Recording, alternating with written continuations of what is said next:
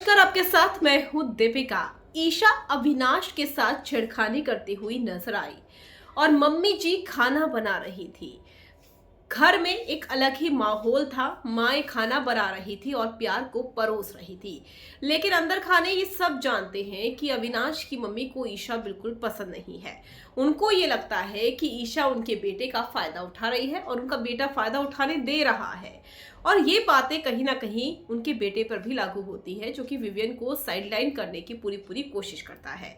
खैर, वो एक अलग मैटर है। लेकिन अविनाश की माँ को ये चीज़ें बिल्कुल अच्छी नहीं लगी। अविनाश की माँ कुकिंग कर रही थी और पीछे ईशा जो थी वो अविनाश को मार रही थी। ऐसा नहीं था कि अविनाश की माँ को दिख नहीं रहा था, लेकिन जो ये चीज़ें चल रही थी उससे अविनाश की माँ का मुंह बना हुआ था, क्योंकि वो बाहर भी बहुत कुछ कहकर आई है और घर के अंदर तो उन्होंने साफ साफ बोल भी दिया है अपने बेटे को।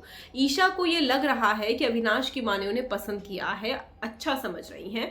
उनकी माँ की ओर से उन्हें हरी झंडी मिल चुकी है, लेकिन असल में जो दिखता है वो होता नहीं है और जो होता है वो कई बार दिखता नहीं है।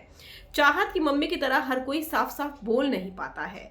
यही वजह है कि ईशा के बारे में क्या सोचती है अविनाश की मम्मी, वो उन्होंने ईशा को तो नहीं बोला, लेकिन अपने बेटे को बोला और बेटे से कहा कि वो ईशा से थोड़ा दूर रहे, क्योंकि ईशा जो है वो उनका फायदा उठा रही है और ईशा के साथ बेड को शेयर करना बंद करें, क्योंकि हम जिस समाज से आते हैं वहां पर ये चीजें सही नहीं लगती हैं।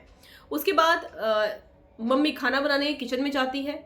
जब वो किचन में होती है तो ईशा वहां पर अविनाश को मारती है, मस्ती करती है, मजाक करती है, जैसे वो करती है। और अविनाश की माँ भी सब समझ रही है, लेकिन वो कुछ बोलती नहीं है।